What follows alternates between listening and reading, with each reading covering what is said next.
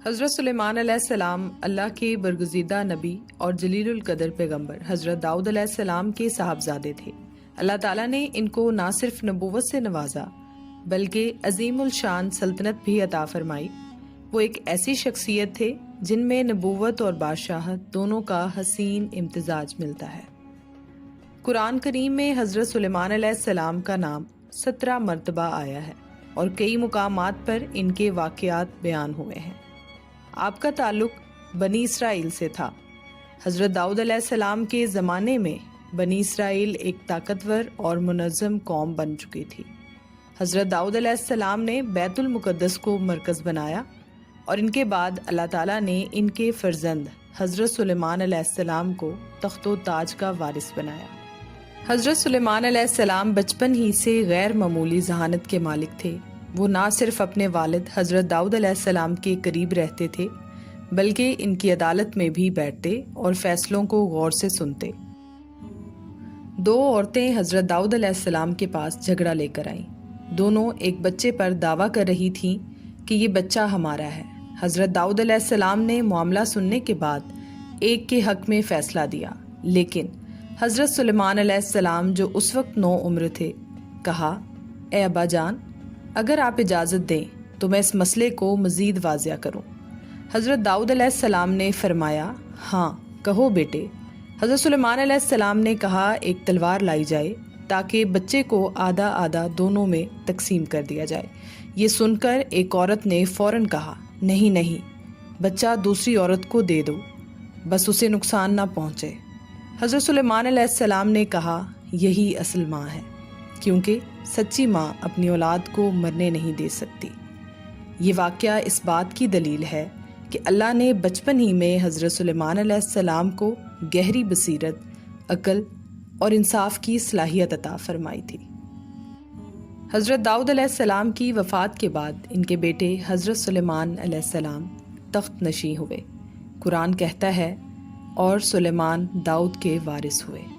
یہاں یہ بات واضح کر دی گئی کہ حضرت سلیمان علیہ السلام صرف مال و دولت کے وارث نہ تھے بلکہ اصل میں وہ علم، حکمت اور نبوت کے وارث تھے۔ ان کی بادشاہت صرف دنیاوی حکومت نہ تھی بلکہ اللہ کی طرف سے عطا کردہ ایک عظیم نعمت تھی جس میں دین اور دنیا دونوں کی سربلندی شامل تھی۔ حضرت سلیمان علیہ السلام کی سلطنت تاریخ انسانی کی سب سے عظیم سلطنتوں میں شمار کی جاتی ہے۔ اللہ نے آپ کو سب کچھ عطا کیا جو کسی بادشاہ کے پاس ہو سکتا ہے، بلکہ اس سے بھی زیادہ۔ آپ کے لشکر میں انسان بھی تھے، جنات بھی اور پرندے بھی۔ آپ کو جانوروں اور پرندوں کی زبان سمجھنے کی صلاحیت دی گئی۔ آپ کو ہوا پر قابو عطا کیا گیا جو آپ کے حکم سے چلتی۔ تانبے اور لوہے کو نرم کرنے کا معجزہ ملا تاکہ تعمیرات میں استعمال ہو۔ یہ سب چیزیں آپ کی بادشاہت کو منفرد اور بے مثال بناتی تھیں۔ حضرت سلیمان علیہ السلام کا دور حکومت انصاف، عدل اور اللہ کی اطاعت پر مبنی تھا۔ وہ اللہ کے نبی تھے، اس لیے ان کی حکومت میں ظلم کی کوئی گنجائش نہ تھی۔ بنی اسرائیل ان کے دور میں عزت و وقار کی بلندیوں کو چھو گئے۔ وہ اپنے رعایا کے ساتھ نرمی، محبت اور عدل سے پیش آتے تھے، حتیٰ کہ جانوروں کے حقوق تک کا خیال رکھتے تھے۔ قرآن میں ان کے انصاف اور رعایا داری کی کئی جھلکیاں بیان ہوئی ہیں۔ اللہ تعالیٰ نے حضرت سلیمان علیہ السلام کو بہت سی نعمتیں عطا فرمائیں، لیکن ساتھ ہی کئی آزمائشیں بھی آئیں۔ ایک دفعہ قرآن میں آیا ہے، اور بے شک ہم نے سلیمان کو آزمایا۔ علماء نے لکھا ہے کہ آزمائش کسی بیماری، کسی فتنہ یا کسی وقتی پریشانی کی صورت میں تھی، تاکہ حضرت سلیمان علیہ السلام کو یہ یاد دلایا جائے کہ اصل طاقت اللہ ہی کے پاس ہے۔ اس کے بعد جب انہوں نے عاجزی کے ساتھ دعا کی تو اللہ تعالیٰ نے ان کی بادشاہت کو اور بھی زیادہ شان و شوکت عطا کر دی۔ حضرت سلیمان علیہ السلام نے اللہ تعالیٰ سے ایک عظیم دعا کی جسے قرآن یوں بیان کرتا ہے، سلیمان نے کہا، اے میرے رب، مجھے بخش دے اور مجھے ایسی بادشاہی عطا فرما جو میرے بعد کسی کے لائق نہ ہو، بے شک تو ہی بہت بڑا عطا کرنے والا ہے۔ اللہ تعالیٰ نے ان کی دعا قبول فرمائی اور ایسی سلطنت عطا کی جو قیامت تک کسی کو نہ ملے گی۔ اللہ نے حضرت سلیمان علیہ السلام کو ایک اور انوکھا معجزہ عطا فرمایا کہ ہوا آپ کے حکم کے تابع ہو گئی۔ آپ جب چاہتے ہوا کو حکم دیتے اور وہ آپ کو اور آپ کی فوجوں کو لے کر چلتی۔ قرآن میں فرمایا گیا، اور ہم نے سلیمان کے لیے ہوا کو مسخر کیا، صبح کی منزل 1 مہینہ اور شام کی منزل 1 مہینہ۔ اس کا مطلب یہ ہے کہ آپ کا تخت اور فوج ہوا کے ذریعے 1 مہینے کی مسافت چند گھنٹوں میں طے کر لیتے تھے۔ یہ ایک ایسا معجزہ ہے جس کی نظیر دنیا میں نہیں ملتی۔ حضرت سلیمان کو اللہ نے جانوروں، پرندوں، چونٹیوں اور جنات کی زبان سمجھنے کی صلاحیت عطا فرمائی۔ ایک مرتبہ آپ اپنے لشکر کے ساتھ گزر رہے تھے۔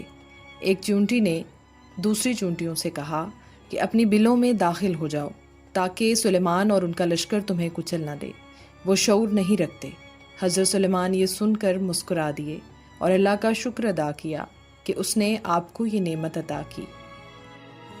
ایک دن حضرت سلیمان نے پرندوں کی فوج کا معائنہ کیا اور ہدہد پرندہ نظر نہیں آیا۔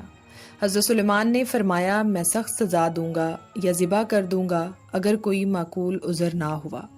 کچھ دیر بعد ہدہد آیا اور عرض کیا، میں ایک ایسی قوم کے بارے میں خبر لایا ہوں جس کا آپ کو علم نہیں۔ میں نے سبا کی ایک عورت کو پایا ہے جو ان پر حکومت کرتی ہے اور اسے سب کچھ دیا گیا ہے۔ اس کا عرش بہت عظیم ہے۔ میں نے دیکھا کہ وہ اور اس کی قوم اللہ کو چھوڑ کر سورج کو سجدہ کرتے ہیں۔ حضرت سلیمان نے فوراً قلم اٹھایا اور ایک مختصر مگر طاقتور خط لکھا۔ بسم اللہ الرحمن الرحیم، تم لوگ میرے مقابلے میں سرکشی نہ کرو بلکہ مطیع و فرما بردار ہو کر میرے پاس آ جاؤ۔ خط ہدہد کے ذریعے بلقیس تک پہنچایا گیا۔ بلقیس کو جب یہ خط ملا تو اس نے اپنے درباریوں کو بلایا اور کہا، اے سرداروں، میری طرف ایک عظیم الشان خط پھینکا گیا ہے، یہ سلیمان کی طرف سے ہے۔ اس میں لکھا ہے کہ اللہ کے نام سے شروع، سرکشی نہ کرو اور میرے پاس فرما بردار ہو کر آؤ۔ اب مجھے بتاؤ کیا رائے ہے؟ اس کے وزیروں نے کہا، ہمارے پاس بڑی طاقت اور لشکر ہے، حکم آپ کا ہے، ہم تیار ہیں۔ لیکن بلقیس نے دانشمندی کا مظاہرہ کرتے ہوئے کہا، بادشاہ جب کسی شہر میں داخل ہوتے ہیں تو اسے برباد کر دیتے ہیں اور عزت والوں کو ذلیل کر دیتے ہیں۔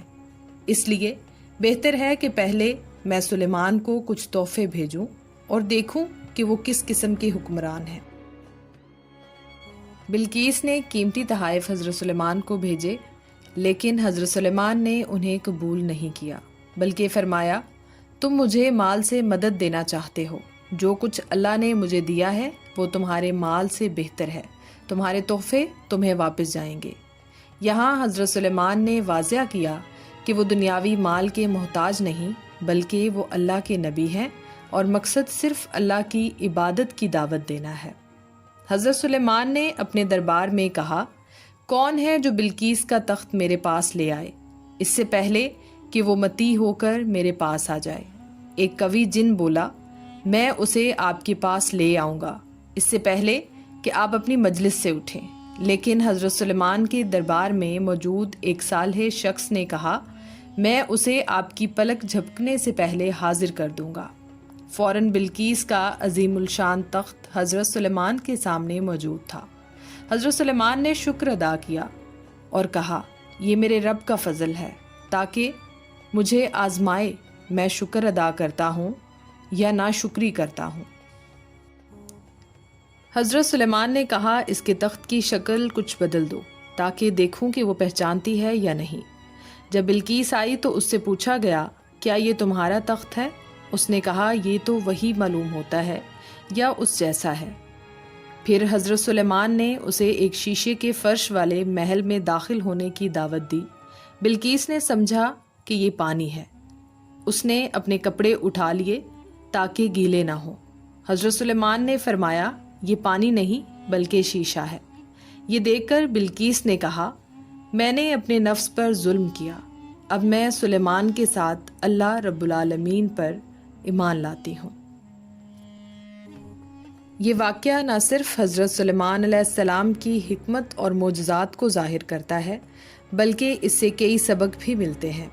ہدایت صرف اللہ کے ہاتھ میں ہے۔ ایک ملکہ جو سورج کی پرستش کرتی تھی اللہ کی ہدایت سے ایمان لے آئی۔